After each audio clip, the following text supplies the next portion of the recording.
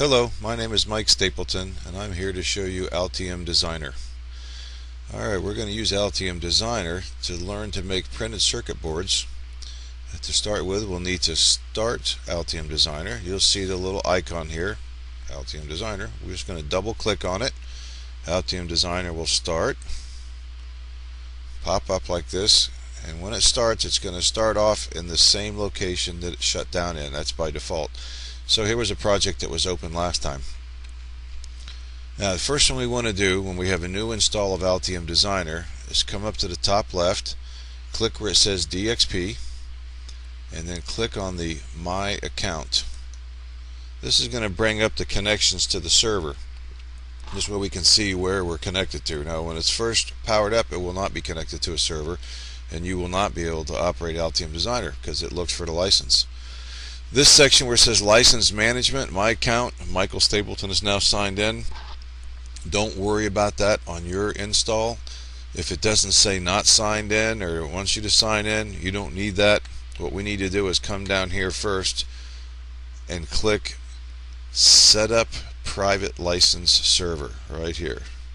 So I'm going to click Set Up Private License Server. You're going to want to fill out the dialog box with the same information.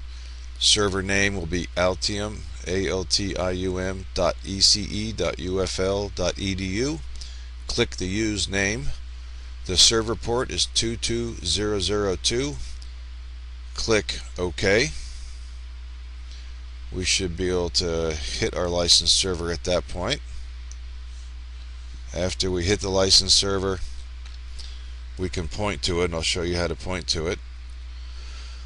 Now you'll have a little scroll bar here after you've connected to the server, and you'll see that there's several other older licenses that are expired. You can skip those. You want to come down where it says Altium Designer Custom Board Implementation. User count, we have 180 seats available. It expires December 2014. Status is OK. So I want to click on that to highlight it. Now that it's highlighted, come over here on your left side where it says Use and click. Now you'll see it'll say Used by me. And I am licensed to the University of Florida. That gets me up and going, and I'm licensed on this server. Now if I can come back to the top up here, there's some little tabs up here.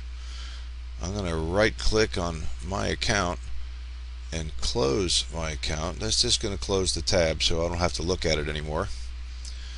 I want to come back up to DXP, click on Preferences. Alright, when I get my preferences going, I have a section down here that says Schematic and General. I'm going to click on General. Now we want to change something on this because this software is written in a foreign country.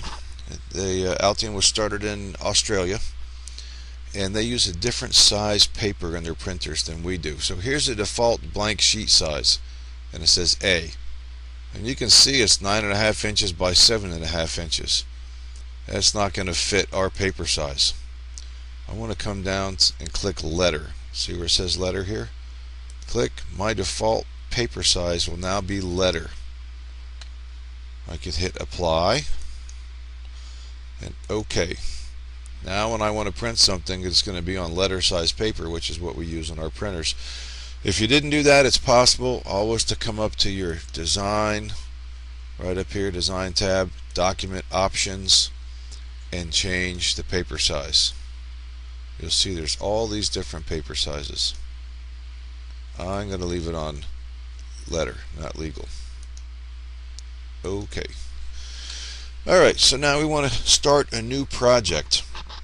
That's the last thing we want to do in this section of this video. To start a new project, the first thing you want to do is not start a new schematic, because Altium works as a relational database. We want to start a new project, and inside the project we can have a new schematic and a new PCB. So let's go to File and New. We won't do schematic or PCB yet. We're going to come down to Project, New PCB Project. Here we have it, PCB Project 1, no documents. We'll go back to File and New Schematic. you'll see now my schematic is under my project.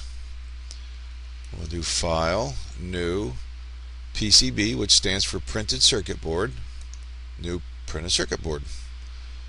It's also under my project. Now I have a little red symbol here to tell me that these documents are created, but they have not been saved.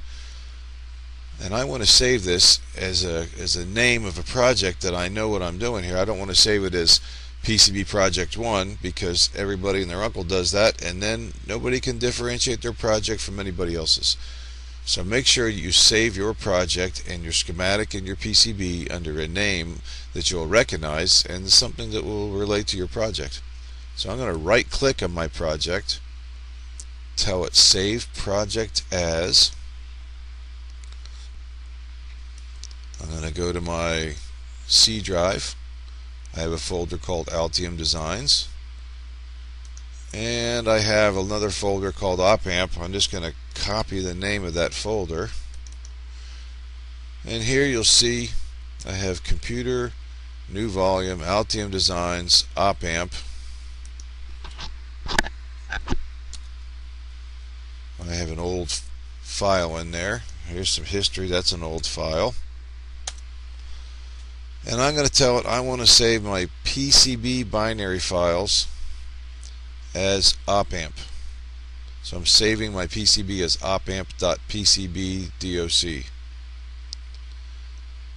Okay, now I want to save my sheet, and you'll see it says schematic doc down here, but I'm going to also call it OpAmp schematic, and I have my project PCB1, right? I'm going to call it OpAmp, and save. You'll see that my red folder symbol's gone. Altium's happy now. Everything's been saved. At any time I can always hit my little toolbar up here, Save Active Document. Currently this document selected, the schematic, so if I hit that I would save the schematic. I can also go to File, Save All, and that will save everything. Alright, I hope this gets you started with Altium. This will show you how to point to the server. It'll show you how to start a project and name it. Remember, if you're off campus at home, you can still use Altium. You need to VPN into campus with your GatorLink ID. So VPN into campus. Once you VPN in, Altium will be able to see the server. Thank you.